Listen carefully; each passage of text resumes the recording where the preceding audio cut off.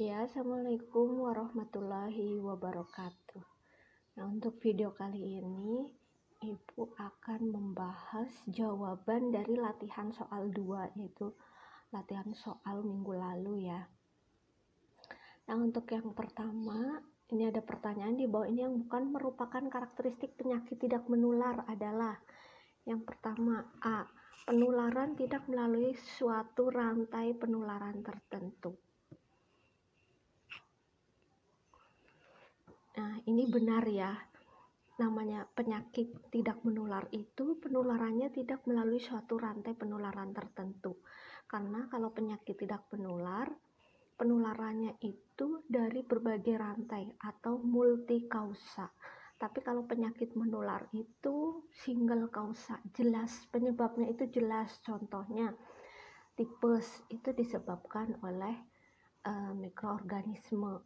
Kemudian kalau contoh penyakit tidak menular, misalkan diabetes mellitus, itu penyebabnya banyak, mulai dari pola hidup yang tidak sehat, banyak mengkonsumsi makanan yang berkalori tinggi, kemudian keturunan dan sebagainya.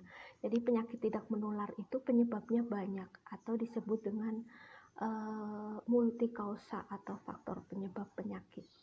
Jadi rantainya itu banyak ya, bukan tidak satu rantai. Kemudian yang kedua adalah bersifat kronik. Nah, kronik ini penyakit yang sifatnya menahun. Berarti benar ya, karena penyakit tidak menular ini sifatnya menahun atau kronik. Kemudian perlu biaya tinggi dalam pengobatan dan pencegahannya. Nah, untuk penyakit tidak menular itu memang memerlukan biaya tinggi dalam pengobatan dan pencegahannya.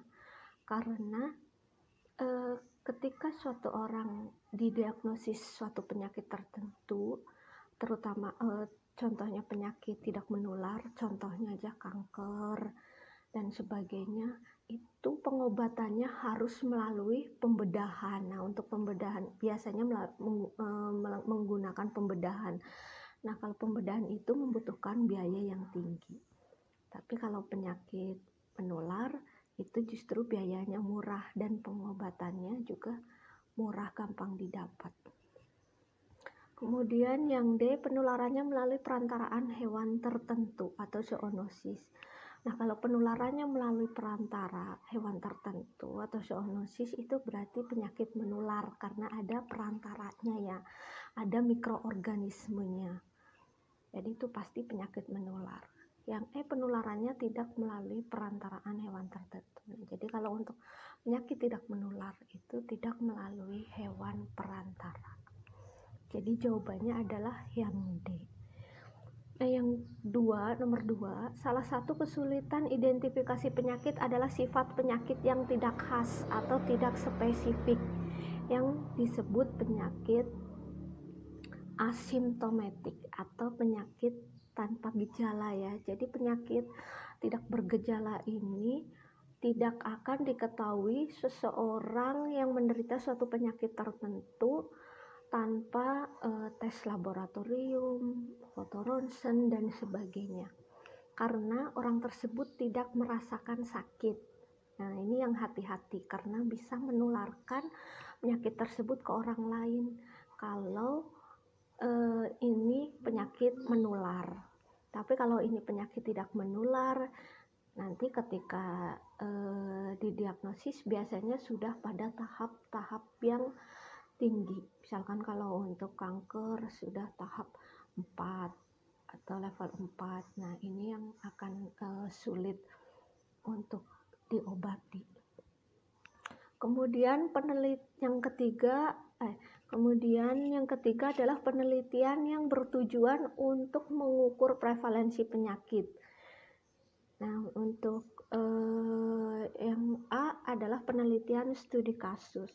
Studi kasus ini lebih ke penelitian yang tujuannya hanya untuk menjelaskan atau menguji hipotesis. Jadi misalkan kita punya hipotesis merokok dapat menyebabkan kanker paru-paru.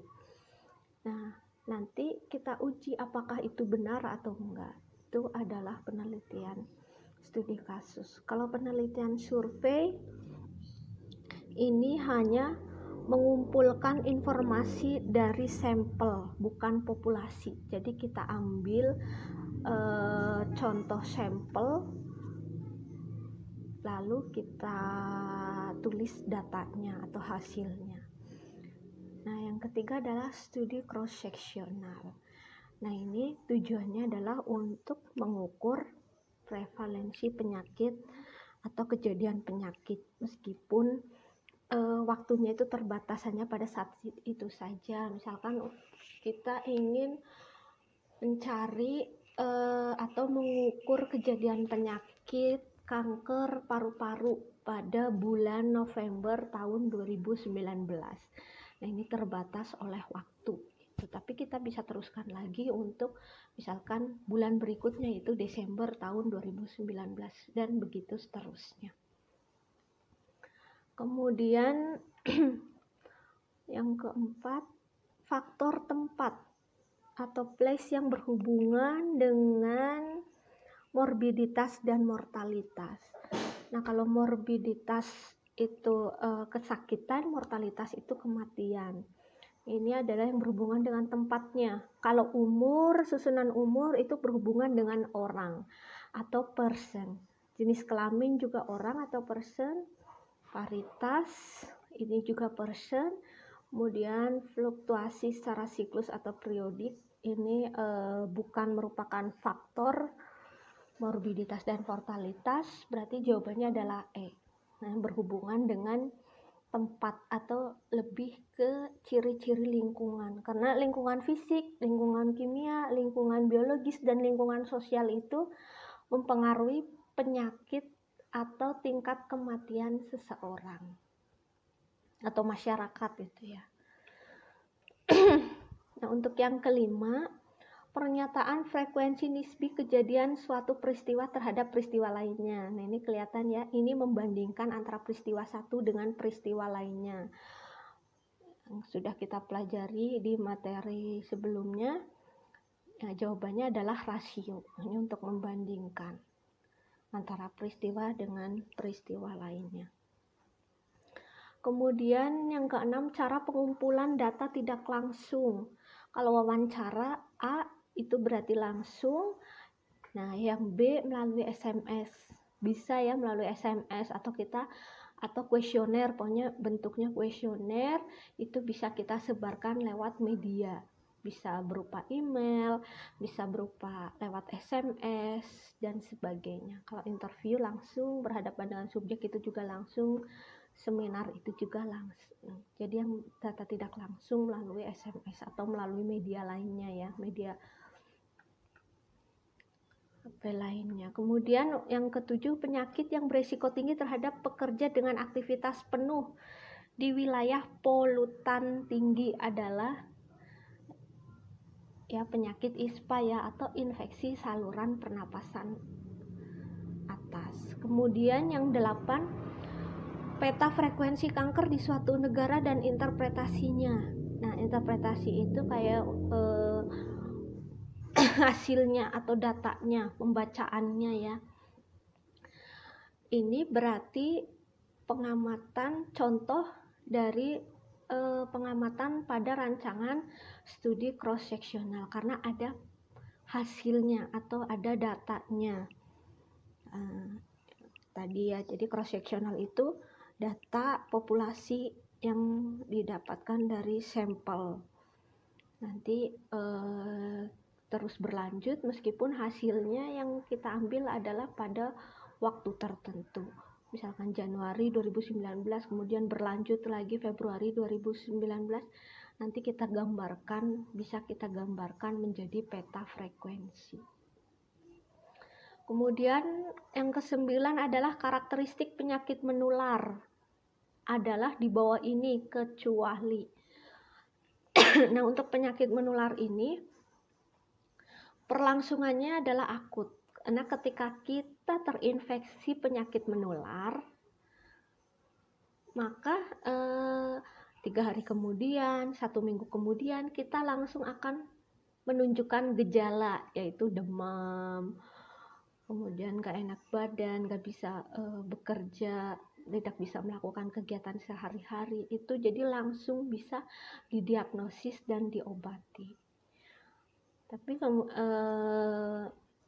yang kedua, yang B adalah diagnosis sulit. Nah, untuk penyakit menular ini pada umumnya diagnosisnya itu mudah, karena ketika kita menunjukkan gejala baik secara fisik atau tes laboratorium, itu akan mudah diketahui langsung penyebab penyakitnya. Yang C bersifat single kausa, ya benar, penyakit menular itu single kausa. Misalkan contohnya penyakit menular TBC, ya penyebabnya jelas ya, Mycobacterium tuberculosa. Jadi single kausa, tidak seperti penyakit tidak menular. Kalau penyakit tidak menular itu penyebabnya itu banyak, mulai dari keturunan, kemudian faktor resiko, gaya hidup, tidak sehat, dan sebagainya. Kemudian biaya pengobatan relatif murah, ya karena penyakit menular biasanya tidak memerlukan perawatan khusus. Kemudian morbiditas dan mortalitasnya cenderung menurun, ya karena penyakit menular mudah didiagnosa, dan ketika terdiagnosa maka kan ketika diobati, terdiagnosa kemudian diobati, maka penyakitnya juga akan hilang dan sembuh dengan sendirinya. Sembuh bisa menjadi sembuh total ya, tanpa membawa penyakit menahun berikutnya. Jadi ketika sakit, kalau penyakit menular ketika sakit diobati ya sembuh, bisa sehat kembali, kemungkinannya itu sangat tinggi. Kemudian yang ke 10 adalah contoh soal hitungan ini ya. Pada kecamatan dia terdapat 50 kasus penyakit A terdiri dari 5 wanita dan 45 laki-laki. Jumlah orang dari masing-masing berada dalam kelompok yang tidak diketahui berapa proporsi kasus menurut jenis kelamin wanita. Nah, menghitung proporsi X plus Y kali 100% ya. Nah, yang kita cari adalah proporsi wanita. Proporsi wanita. Maka yang kita cari itu letakkan di atas ya, yaitu 5. Dibagi jumlah wanita dan laki-laki, yaitu 50 dikali 100%. Jadi hasilnya adalah 10%. Wanita berada pada proporsi 10%. Berarti yang lebih besar siapa? Yaitu sisanya ya, 100% dikurangi 10%, berarti 90%-nya adalah laki-laki. Yang dicari adalah wanitanya saja, yaitu 10%. Nah, sekian untuk pembahasan soal kali ini. Insya Allah ini juga bagian dari kisi-kisi UAS ya. Selamat mengerjakan UAS, semoga nilainya bagus. Mohon maaf apabila ada kekurangan selama Ibu mengajar online atau daring ini ya. Kalau ada pertanyaan bisa melalui WA langsung. Terima kasih. Wassalamualaikum warahmatullahi wabarakatuh.